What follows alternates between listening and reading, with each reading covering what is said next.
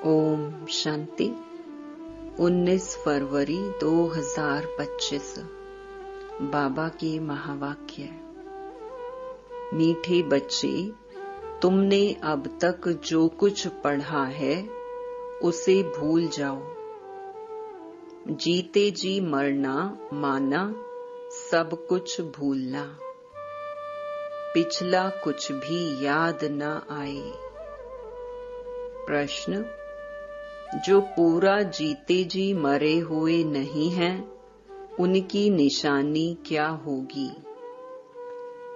उत्तर: वह बाप से भी आर्ग्यू करते रहेंगे, शास्त्रों का मिसाल देते रहेंगे। जो पूरा मर गए वह कहेंगे, बाबा जो सुनाते वही सच है। हमने आधा कल्प जो सुना वह झूठ ही था, इसीलिए अब उसे मुख पर भी न लाए। बाप ने कहा है, हियर नो इविल। गीत ओम नमो शिवाय। ओम शांति। बच्चों को समझाया गया है, जब शांति में बिठाते हो जिसको निष्ठा अक्षर दिया है, यह ड्रिल कराई जाती है। अब बाप बैठ रूहानी बच्चों को समझाते हैं कि जो जीते जी मरे हैं, कहते हैं हम जीते जी मर चुके हैं। जैसे मनुष्य मरता है तो सब कुछ भूल जाता है, सिर्फ संस्कार रहते हैं। अभी तुम भी बाप का बनकर दुनिया से मर गए हो। बाप कहते हैं, तुम्हारे में भक्ति के संस्कार थे, अब वह संस्कार बदल रहे हैं, तो जीते जी तुम मरते हो ना। मरने से मनुष्य पढ़ा हुआ सब कुछ भूल जाता है, फिर दूसरे जन्म में नए सिर पढ़ना होता है। बाप भी कहते हैं, तुम जो कुछ पढ़े हुए हो वह भूल जाओ, तुम तो बाप के बने हो ना। मैं तुमको नई बात सुनाता हूँ, तो अब वेद, शास्त्र, ग्रंथ, जप, तप आदि यह सब बातें भूल जाओ। इसीलिए ही कहा है, hear no evil, see no evil. यह तुम बच्चों के लिए है। कई बहुत शास्त्र आदि पढ़े हुए हैं, पूरा मरे नहीं हैं तो फालतू आर्ग्यू करेंगे। मर गए फिर कभी आर्ग्यू नहीं करेंगे, कहेंगे बाप ने जो सुनाया है वही सच है, बाकी बातें हम मुख पर क्यों लाएं? बाप कहते हैं, यह मुख में लाओ ही नहीं। Hear no evil. बाप ने डायरेक्शन दिया ना, कुछ भी सुनो नहीं। बोलो अभी हम ज्ञान सागर के बच्चे बने हैं, तो भक्ति को क्यों याद करें? हम एक भगवान को ही याद करते हैं। बाप ने कहा है, भक्ति मार्ग को भूल जाओ। मैं तुमको सहज बात सुनाता हूँ कि मुझ बीज को याद करो, तो झाड़ सारा बुद्धि में आ ही जाएगा। तुम्हारी मुख्य है गीता, गीता में ही भगवान की समझानी है। अब ये है नई बातें। नई बात पर हमेशा ज्यादा ध्यान दिया जाता है भी बड़ी सिंपल बात। सबसे बड़ी बात है याद करने की। घड़ी घड़ी कहना पड़ता है, मन मना भव। बाप को याद करो, यही बहुत गुहिया बातें हैं। इसमें ही विघ्न पड़ते हैं। बहुत बच्चे हैं जो सारे दिन में 2 मिनट भी याद नहीं करते। बाप का बनते भी अच्छा कर्म नहीं करते, तो याद भी नहीं करते, विकर्म करते रहते हैं। बुद्धि में बैठता ही नहीं है, तो कहेंगे यह बाप की आज्ञा का निरादर है। पढ़ नहीं सकेंगे, वह ताकत नहीं मिलती जिस्मानी पढ़ाई से भी बल मिलता है ना। पढ़ाई है सोर्स ऑफ इनकम, शरीर निर्वाह होता है, सो भी अल्प काल के लिए। कई पढ़ते पढ़ते मर जाते हैं तो वह पढ़ाई थोड़े ही साथ ले जाएंगे। दूसरा जन्म ले फिर नए सिर पढ़ना पड़े। यहाँ तो तुम जितना पढ़ेंगे वह साथ ले जाएंगे, क्योंकि तुम प्रारब्ध पाते हो दूसरे जन्म में। बाकी तो वह सब है ही भक्ति मार्ग। क्या क्या चीजें हैं ये कोई नहीं जानते। रूहानी बाप तुम रूहों को बैठ ज्ञान देते हैं। एक ही बार बाप सुप्रीम रूह आकर रूहों को नॉलेज देते हैं, जिससे विश्व के मालिक बन जाते हो। भक्ति मार्ग में स्वर्ग थोड़े ही होता है। अभी तुम धनी के बने हो। माया कई बार बच्चों को भी निधन का बना देती है। छोटी छोटी बातों में आपस में लड़ पड़ते हैं। बाप की याद में नहीं रहते तो निधन के हुए ना। निधन का बना तो जरूर कुछ न कुछ पाप कर्म कर देंगे। बाप कहते हैं मेरा बनकर मेरा नाम बदनाम ना करो। एक दो से बड़ा प्यार से चलो, उल्टा सुल्टा बोलो मत। बाप को ऐसी ऐसी अहिल्याएं, कुब्जाएं, भीलनियों का भी उद्धार करना पड़ता है। कहते हैं भीलनी के बेर खाए।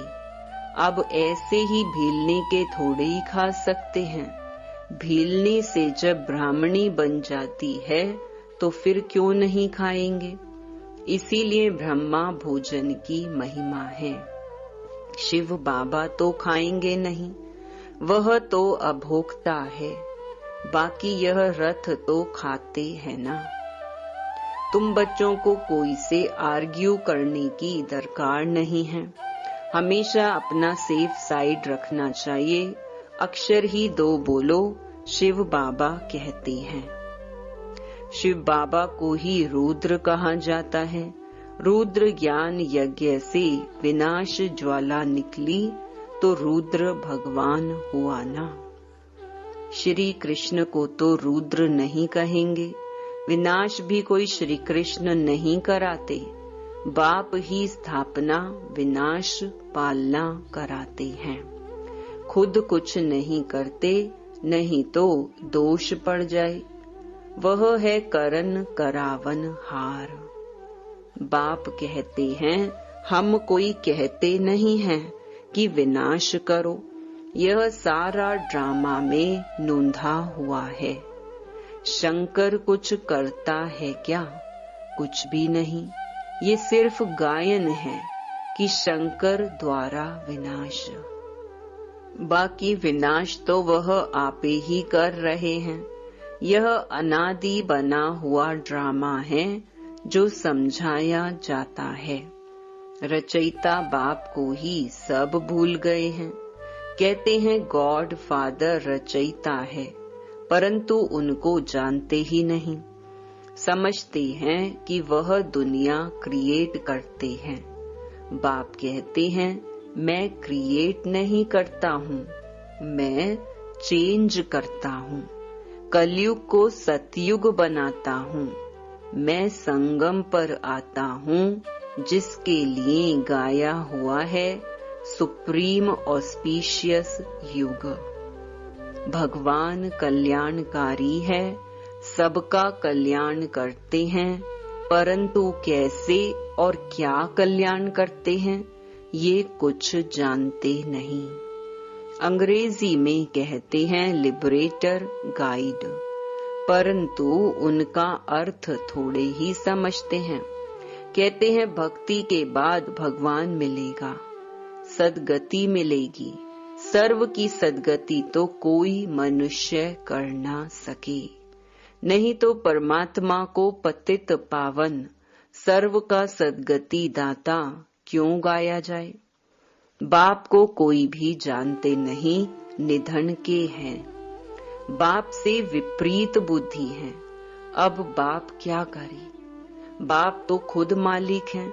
उनकी शिव जयंती भी भारत में मनाते हैं। बाप कहते हैं, मैं आता हूँ भक्तों को फल देने। आता भी भारत में हूँ। आने के लिए मुझे शरीर तो जरूर चाहिए ना। प्रेरणा से थोड़े ही कुछ होगा। इनमें प्रवेश कर इनके मुख द्वारा तुमको ज्ञान देता हूँ। गौ मुख की बात नहीं है, यह तो इस मुख की बात है। मुख तो मनुष्य का चाहिए, ना कि जानवर का। इतना भी बुद्धि काम नहीं करती है। दूसरे तरफ फिर भागीरथ दिखाते हैं। वह कैसे और कब आते हैं जरा भी किसको पता नहीं है। तो बाप बच्चों को बैठ समझाते हैं कि तुम मर गए तो भक्ति मार्ग को एकदम भूल जाओ। शिव भगवानुवाच, मुझे याद करो तो विकर्म विनाश हो जाएंगे। मैं ही पतित पावन हूँ, तुम पवित्र हो जाएंगे, फिर सबको ले जाऊंगा। मैसेज घर घर में दो। बाप कहते हैं, मुझे याद करो तो विकर्म विनाश होंगे, तुम पवित्र बन जाएंगे। विनाश सामने खड़ा है, तुम बुलाते भी हो, हे पतित पावन आओ। पतितों को पावन बनाओ, राम राज्य स्थापन करो। रावण राज्य से मुक्त करो। वह हर एक अपने अपने लिए कोशिश करते हैं। बाप तो कहते हैं, मैं आकर सर्व की मुक्ति करता हूँ। सभी 5 विकारों रूपी रावण की जेल में पड़े हैं। मैं सर्व की सद्गति करता हूँ। मुझे कहा भी जाता है, दुख हरता सुख करता। राम राज्य तो जरूर नई दुनिया में होगा। तुम पांडवों की अभी है प्रीत बुद्धि, कोई कोई की तो फौरन प्रीत बुद्धि बन जाती है। कोई कोई की आहिस्ते आहिस्ते प्रीत जुटती है। कोई तो कहते हैं, बस हम सब कुछ बाप को सरेंडर करते हैं, सिवाय एक के दूसरा कोई रहा ही नहीं। सबका सहारा एक गॉड ही है। कितनी सिंपल सी सिंपल बात है। बाप को याद करो और चक्कर को याद करो तो चक्रवर्ती राजा रानी बनेंगे। ये स्कूल ही है विश्व का मालिक बनने का। तब चक्रवर्ती राजा नाम पड़ा है। चक्कर को जानने से फिर चक्रवर्ती बनते हैं। यह बाप ही समझाते हैं। बाकी आर्ग्यू कुछ भी नहीं करनी है। बोलो, भक्ति मार्ग की सब बातें छोड़ो। बाप कहते हैं, सिर्फ मुझे याद करो। मूल बात ही यह है। जो तीव्र पुरुषार्थी होते हैं वह जोर से पढ़ाई में लग जाते हैं। जिनको पढ़ाई का शौक होता है वह सवेरे उठकर पढ़ाई करते हैं। भक्ति वाले भी सवेरे उठते हैं। नौधा भक्ति कितनी करते हैं। जब सिर काटने लगते हैं तो साक्षात्कार होता है। यहाँ तो बाबा कहते हैं, यह साक्षात्कार भी नुकसान कारक है। साक्षात्कार में जाने से पढ़ाई और योग दोनों बंद हो जाते हैं। टाइम वेस्ट हो जाता है। इसीलिए ध्यान आदि का शौक तो बिल्कुल नहीं रखना है। यह भी बड़ी बीमारी है जिससे माया की प्रविष्टा हो जाती है। जैसे लड़ाई के समय न्यूज़ सुनाते हैं तो बीच में ऐसी कुछ खराबी कर देते हैं जो कोई सुन ना सके। माया भी बहुतों को विघ्न डालती है। बाप को याद करने नहीं देती है। समझा जाता है इनकी तकदीर में विघ्न है। देखा जाता है कि माया की प्रविष्टा तो नहीं है। बेकायदे तो नहीं कुछ बोलते हैं तो फिर झट बाबा नीचे उतार देंगे। बहुत मनुष्य कहते हैं, हमको सिर्फ साक्षात्कार हो तो इतना सब धन माल आदि हम आपको दे देंगे। बाबा कहते हैं, यह तुम अपने पास ही रखो। भगवान को तुम्हारे पैसे की दरकार क्या रखी है?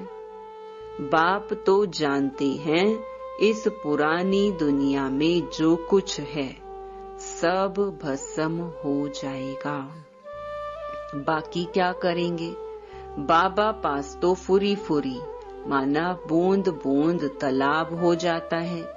बाप के डायरेक्शन पर चलो, हॉस्पिटल कम यूनिवर्सिटी खोलो, जहां कोई भी आकर विश्व का मालिक बन सके। 3 पैर पृथ्वी में बैठ तुमको मनुष्य को नर से नारायण बनाना है, परंतु 3 पैर पृथ्वी के भी नहीं मिलते हैं। बाप कहते हैं, मैं तुमको सभी वेदों शास्त्रों का सार बताता हूँ। ये शास्त्र हैं सब भक्ति मार्ग के। बाबा कोई निंदा नहीं करते हैं, ये तो खेल बना हुआ है। यह सिर्फ समझाने के लिए कहा जाता है तो फिर भी खेलना। खेल की हम निंदा नहीं कर सकते हैं। हम कहते हैं ज्ञान सूर्य, ज्ञान चंद्रमा, तो फिर वह चंद्रमा आदि में जाकर ढूंढते हैं। वहां कोई राजाई रखी है क्या? जापानी लोग सूर्य को मानते हैं, हम कहते हैं सूर्यवंशी। वह फिर सूर्य की बैठ पूजा करते हैं, सूर्य को पानी देते हैं। तो बाबा ने बच्चों को समझाया है, कोई बात में जास्ती आर्ग्यू नहीं करनी है। बात ही एक सुनाओ। बाप कहते हैं, माँ मेकम याद करो तो पावन बनेंगे। अभी रावण राज्य में सभी पतित हैं, परंतु अपने को पतित कोई मानते थोड़े ही हैं। बच्चे, तुम्हारी एक आंख में शांति धाम, एक आंख में सुख धाम, बाकी इस दुख धाम को भूल जाओ। तुम हो चैतन्य लाइट हाउस। अभी प्रदर्शनी में भी नाम रखा है भारत द लाइट हाउस, लेकिन वह कोई थोड़े ही समझेंगे। तुम अभी लाइट हाउस हो ना। पोर्ट पर लाइट हाउस स्टीमर को रास्ता बताते हैं, तुम भी सबको रास्ता बताते हो मुक्ति और जीवन मुक्ति धाम का। जब कोई भी प्रदर्शनी में आते हैं तो बहुत प्रेम से बोलो, गॉड फादर तो सबका एक है ना।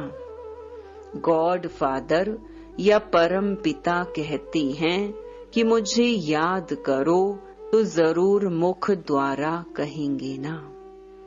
ब्रह्मा द्वारा स्थापना, हम सब ब्राह्मण ब्राह्मणियां हैं।